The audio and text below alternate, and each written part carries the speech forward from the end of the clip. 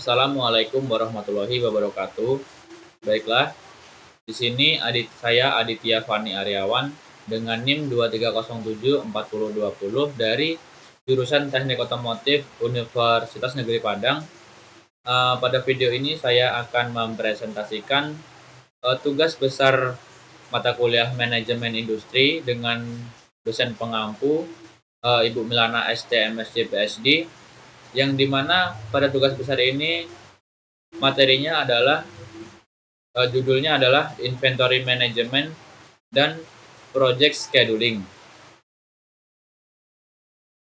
Oke, kita lanjut. Nah, untuk persoalannya, untuk yaitu adalah di sini sebuah pabrik akan melakukan pembelian beberapa komponen untuk kebutuhan produksi dengan Bill of Material atau BOM sebagai berikut. Nah, di sini seperti yang terlihat, untuk membuat produk X, satu produk X dibutuhkan komponen Y sebanyak 23 dan komponen Z sebanyak 20. Sedangkan untuk membuat komponen Y dibutuhkan komponen A sebanyak 3, komponen B sebanyak 5, dan komponen C sebanyak 4. Lalu untuk membuat komponen Z, satu komponen Z untuk membuat komponen Z dibutuhkan komponen C sebanyak 8, D sebanyak 6, dan F sebanyak 3. Lalu di sini ada tabel pengerjaan produk membutuhkan beberapa aktivitas sebagai berikut, yaitu misalnya aktivitas A, dia harus tidak perlu ada aktivitas yang perlu diselesaikan terlebih dahulu. Jadi misalnya aktivitas A ini langsung dimulai kapanpun bisa. Lalu untuk sebelah sini ada duration dalam satuan hari. Di sini aktivitas A memerlukan waktu pengerjaan yaitu 10 hari. Lalu untuk aktivitas B, dia harus untuk melakukan aktivitas B harus diselesaikan dahulu aktivitas A. Nah, untuk aktivitas B ini diperlukan waktu untuk pengerjaannya selama 8 hari. Lalu aktivitas C dimulai kapanpun bisa. Tidak ada ketentuan untuk menyelesaikan aktivitas apa terlebih dahulu. Lalu untuk membuat komponen aktivitas C ini waktu pengerjaannya adalah 23 hari. Lalu untuk aktivitas D diperlukan untuk penyelesaian terlebih dahulu pada aktivitas B dengan waktu durasi aktivitas D yaitu 25 hari. Dan di sini ada aktivitas E, diperlukan penyelesaian terlebih dahulu terhadap aktivitas C dan D. Untuk pengerjaannya aktivitas E yaitu 7 hari. Lalu aktivitas F diperlukan setelah menyelesaikan aktivitas E dengan waktu pengerjaan 20 hari. Lalu aktivitas G diperlukan penyelesaian terlebih dahulu pada aktivitas E dan waktu pengerjaan aktivitas G adalah 38 hari. Lalu aktivitas H diperlukan penyelesaian terlebih dahulu pada aktivitas F dan waktu pengerjaannya adalah 30 hari. Lalu ada aktivitas I yang diperlukan penyelesaian terlebih dahulu pada aktivitas F dan waktu pengerjaannya adalah 23 hari. Lalu aktivitas J diperlukan penyelesaian terlebih dahulu pada aktivitas H, I, dan G, dan waktu pengerjaan aktivitas J ini 25 hari. Lanjut. Nah, di sini ada soal berapa banyak perusahaan harus memesan komponen C jika perusahaan tersebut akan memproduksi sebanyak 1000 unit X. Nah, untuk menghitungnya, pertama yaitu tadi seperti yang kita lihat, untuk membuat komponen X yaitu diperlukan seperti ini. Y komponennya sebanyak 23, sedangkan membuat satu komponen Y itu diperlukan komponen C sebanyak 4, dan satu komponen Z diperlukan membuat satu komponen Z diperlukan komponen C sebanyak 8. Nah, untuk menghitungnya yaitu seperti ini. Kita lihat dari komponen Y. Nah, untuk membuat satu Y dibutuhkan C sebanyak 4. Lalu untuk membuat satu X dibutuhkan komponen Y sebanyak 23. Lalu kalau untuk membuat 1000 X yaitu membutuhkan komponen Y sebanyak 23 dikali 1000. Dapatlah 23.000. Lalu kebutuhan C dari Y yaitu 23.000 tadi dikalikan dengan C tadi 4. Jadi 92.000. Lalu dari komponen Z. Satu komponen Z, membuat satu Z diperlukan 8 C. Untuk membuat satu X diperlukan 20 Z. Untuk membuat 1000 X yaitu 20 dikali 1000, jadi 20.000. Lalu kebutuhan C dari Z adalah 20.000 dikali 8, yaitu 160. Nah, total kebutuhan komponen C yang diperlukan adalah 92.000 ditambah dengan 160.000. Jadi 252.000 unit komponen C yang diperlukan. Nah, oke. Next. Lalu soal yang kedua adalah menggambarkan rangkaian aktivitas secara lengkap ke dalam diagram PERT atau CPM dan diagram precedence diagram. Nah, berikut adalah diagram PERT atau CPM yang telah saya buat untuk rangkaian aktivitas secara lengkap. Nah, di sini terlihat untuk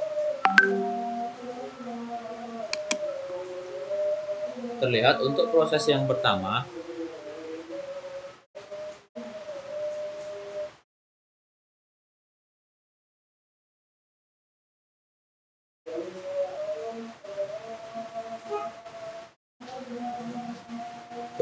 Dia menjelaskan ya.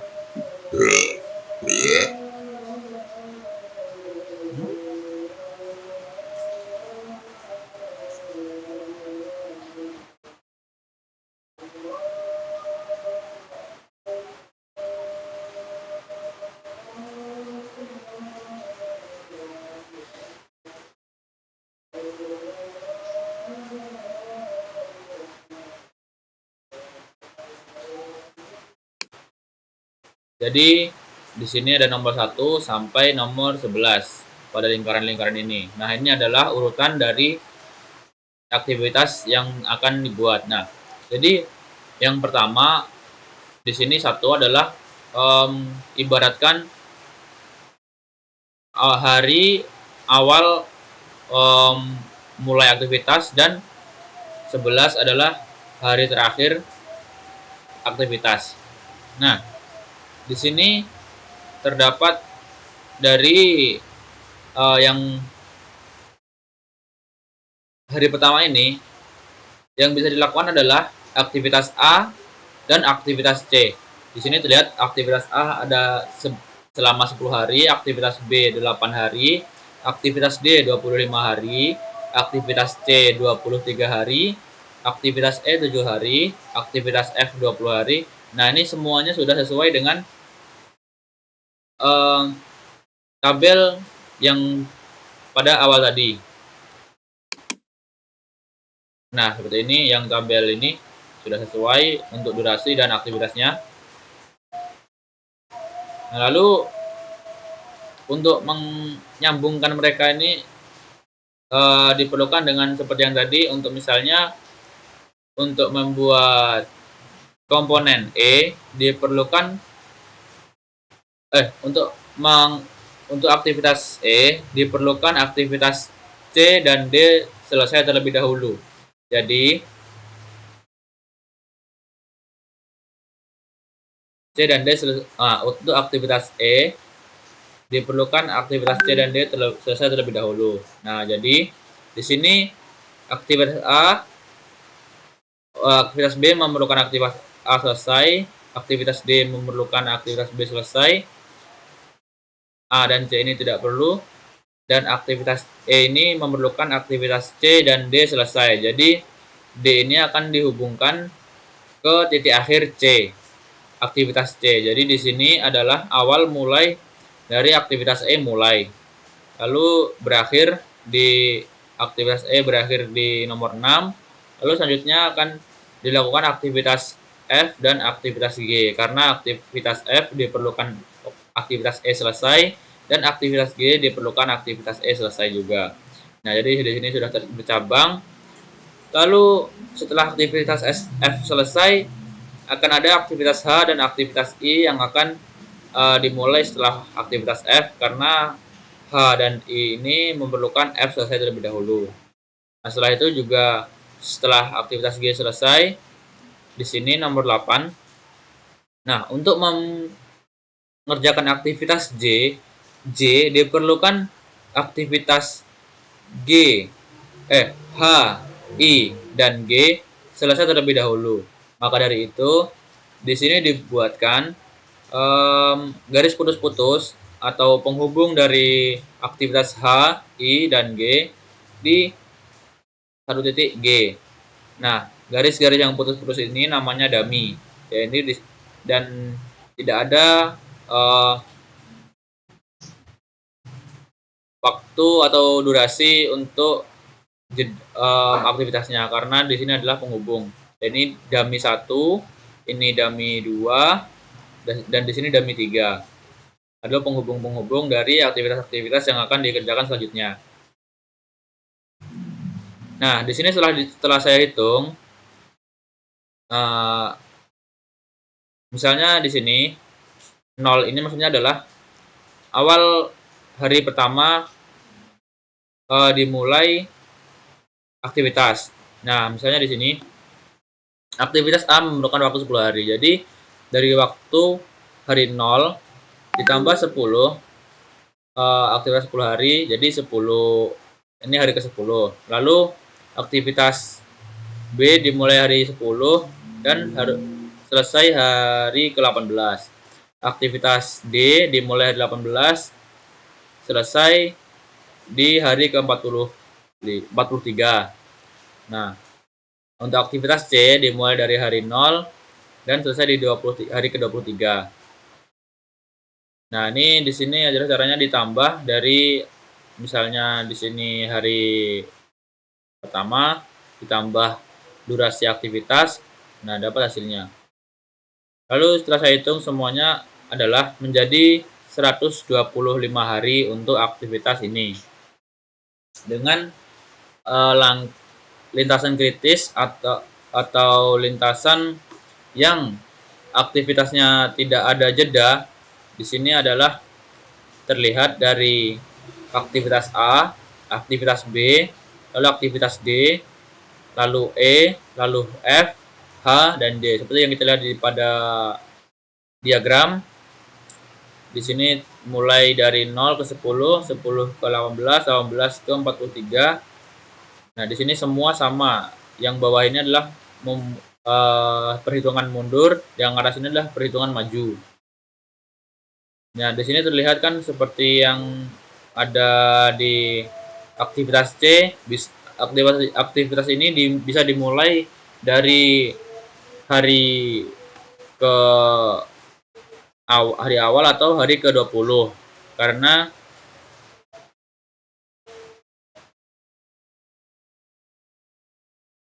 terus ya begitu. Selanjutnya ada aktivitas-aktivitas yang memiliki waktu pemulai yang berbeda. Jadi itu bukan aktivitas yang kritis untuk dilakukan. Oke. Selanjutnya, untuk diagram yang precedence. Nah, diagram precedence ini sebenarnya mirip dengan diagram yang sebelumnya atau PRCP atau CPM. Hanya saja di sini kan bisa menjadi lebih mudah. Bisa lihat. Nah,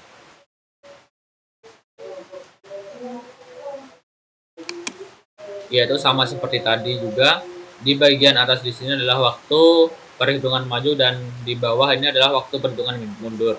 Nah, di sini yang seperti yang terlihat untuk untuk memulai aktivitas bisa dimulai dari aktivitas A dan aktivitas C, karena di sini tadi sempat yang terdapat pada tabel tidak ada ketentuan untuk menyelesaikan aktivitas apa gitu. Jadi bisa dimulai dari A dan C. Jadi untuk aktivitas A dilanjutkan dengan aktivitas B. Setelah itulah ada aktivitas D. Lalu ada aktivitas E, yang dimana aktivitas E ini diperlukan ketika aktivitas D dan aktivitas C telah selesai. Jadi di sini terhubung D ke E dan C ke E. Selanjutnya setelah aktivitas E selesai, dilanjutkan dengan aktivitas F dan aktivitas G. Di sini dicabangkan. Lalu setelah aktivitas F selesai, dilanjutkan dengan aktivitas H dan aktivitas I. Nah, setelah aktivitas H, aktivitas I dan aktivitas G selesai, dilakukan aktivitas yang terakhir yaitu aktivitas J. Yang dimana di sini seperti yang sudah dihitung, aktivitas A dimulai dari 0, dari hari 0 dan sampai hari 10, lalu aktivitas B hari 10 sampai 18, aktivitas D dari 18 ke 43, aktivitas C dari 0 dan hari 23. Nah, untuk mengerjakan aktivitas E, dilihat aktivitas yang antara D dan C ini sudah selesai bersamaan atau sudah selesai sama-sama selesai, yaitu pasti pada hari yang lebih tinggi, yaitu hari yang aktivitas D yaitu 43. Maka kita ambil hari yang sudah selesai antara D dan C ini yaitu hari ke-43. Setelah itu dilanjutkan dengan aktivitas E selesai di hari 50. Setelah selesai hari 50 di sini aktivitas E akan setelah aktivitas E selesai akan dilanjutkan dengan aktivitas F dan aktivitas G, yang mana dimulai dari hari ke-50 itu. Lalu aktivitas F dimulai dari hari 50 sampai ke hari 70. Lanjut ke aktivitas H dan I yaitu dimulai dari hari ke-70 juga, dan aktivitas H selesai hari 100 dan aktivitas I selesai hari 93. Nah, dan aktivitas G selesai di hari ke-88. Untuk membuat aktivitas J, untuk melakukan aktivitas J diperlukan aktivitas H, I, G telah selesai semuanya. Dan di sini dilihat dari hari yang sudah selesai semuanya yaitu hari ke-100 di sini karena paling tinggi. Lalu diambil jadi aktivitas J dimulai dari hari 100 dan selesai di hari ke-25. Nah, seperti yang kita lihat dari aktivitas yang berdasarkan diagram precedence dan diagram PRCPM tadi, didapatkan hari penyelesaian atau durasi penyelesaian aktivitas pada hari ke-125, dan keduanya juga konsisten sama. Bisa diartikan di sini fix aktivitas ini selesai di hari ke-125. Dan lintasan kritis pada precedence diagram ini didapatkan juga, yaitu dari aktivitas A ke B ke aktivitas D, E, F, H, J. Nah, sama seperti aktivitas yang tadi, diagram yang per CPM tadi, A, B, D, E, F, H, J. A, B, D, E, F, H, J. Sama. Nah,